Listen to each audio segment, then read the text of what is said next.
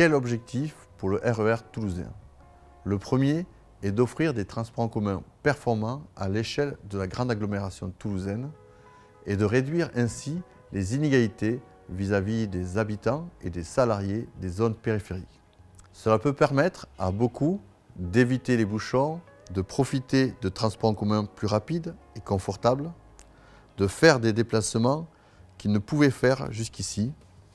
Par exemple, de pouvoir accepter un emploi dans une zone d'activité sans offre de transport en commun aujourd'hui compatible avec des horaires décalés.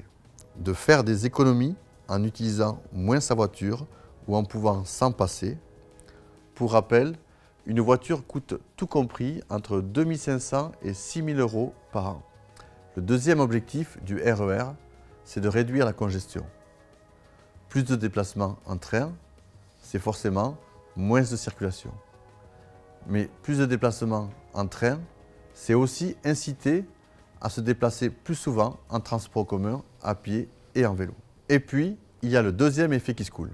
En effet, réduire la circulation de quelques pourcents peut permettre de faire baisser de manière importante la congestion pour ceux qui n'ont pas d'alternative. Le troisième objectif est de permettre un développement multipolaire et plus équilibré entre Toulouse et sa périphérie.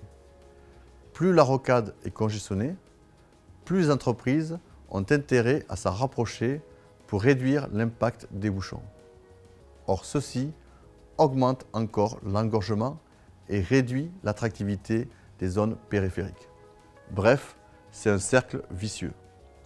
Améliorer l'accessibilité des communes et des zones d'emploi en périphérie avec un RER pourrait au contraire impulser une dynamique vertueuse. Le quatrième objectif du RER est de baisser les gaz à effet de serre, les nuisances et la pollution. Et ça, c'est bon pour notre santé et le climat. Alors, qu'est-ce qu'on attend ?